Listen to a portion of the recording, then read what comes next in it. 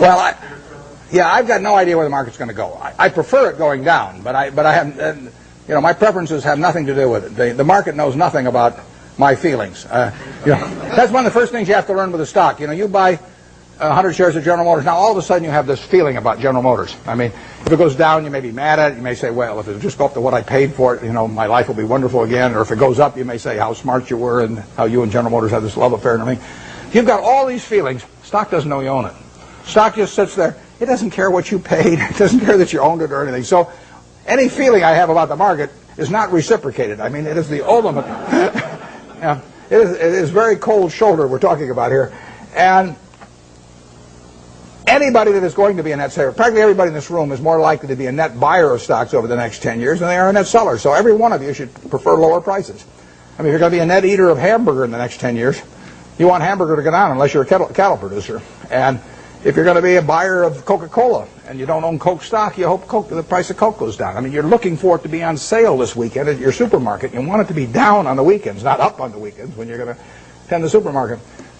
Your stock exchange is a big supermarket of companies, and you're going to be buying stocks. What do you want to have happen? You want those stocks to go down, way down.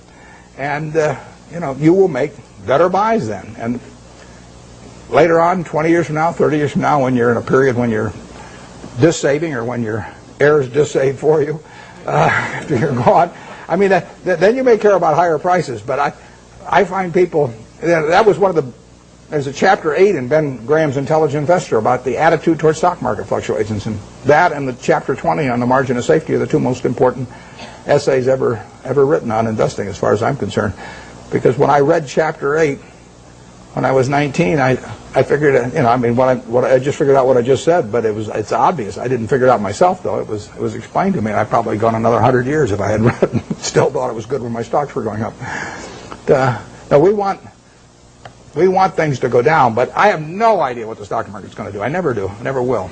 It's not something that I think about at all. When it goes down, I look harder at what I might buy that day. Because I know there's more likely to be some merchandise there that I can use my money effectively in. Okay, Warren, we'll take one more question from the audience. Okay, I'll let you pick who gets it. You can be the guy.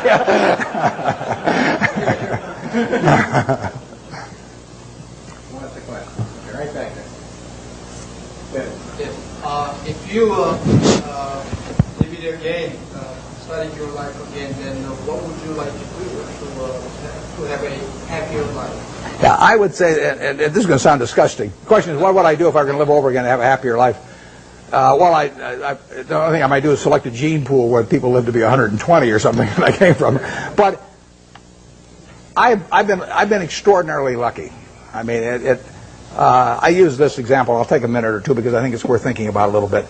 Let's just assume that it was 24 hours before you were born, and a genie came to you, and he said, Herb, you look very promising, and I've got a big problem. I've got to design the world in which you're going to live. And he said, I decided, the hell with it, it's too tough. You design it. So you've got 24 hours. You figure out what the social rules should be, the economic rules, the governmental rules, and you're going to live under those, and your kids are going to live under them, and their kids are going to live under. And you say, I can design anything? And Genie says, yeah, you can do it. And you say, well, there must be a catch. He says, well, there is a catch. You don't know whether you're going to be born black or white, rich or poor, male or female, infirm or able-bodied, bright or retarded. All you know is you're going to take one ball out of a barrel that's got 5.8 billion. You're going to participate in what I call the ovarian lottery. You're going to get one ball out of there. And that is the most important thing that's ever going to happen to you in your life, because that is going to control whether you're born here or in Afghanistan, or whether you're born with an IQ of 130 or an IQ of 70. It's going to determine a whole lot. And you're going to go out of the world and you're going to have that ball. Now, what kind of a world do you want to design? Well, I think that's a good way to look at social questions, because not knowing which ball you're going to get, you're going to want a ball that, you're going to want a system, design a system that's going to produce lots of goods and services, because you're going to want people on balance to live well.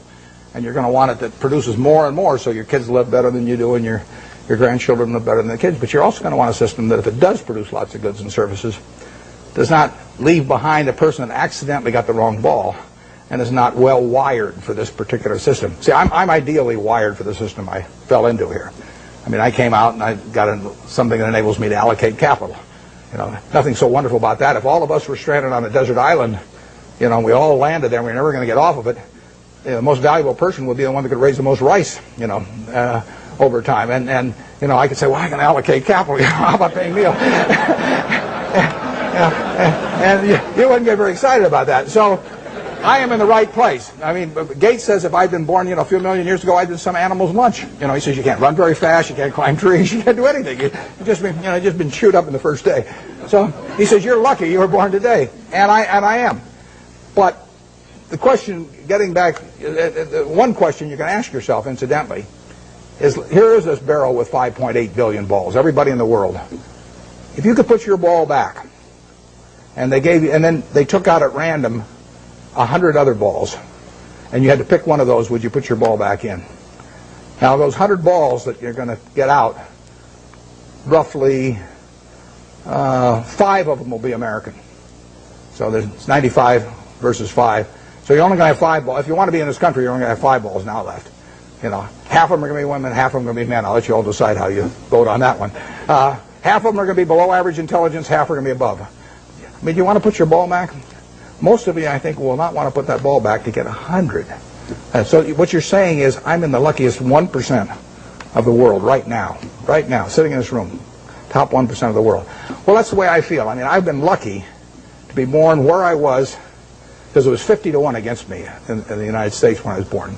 Lucky with parents, lucky with all kinds of things, and then lucky to be wired in a way that in a market economy pays off like crazy for me. It doesn't pay off for somebody who's absolutely as good a citizen as I am, you know, leading Boy Scout troops, teaching Sunday school, whatever, raising fine families, but it just doesn't happen to be wired in the same way I am. So I've been extremely lucky, so I would like to be lucky again.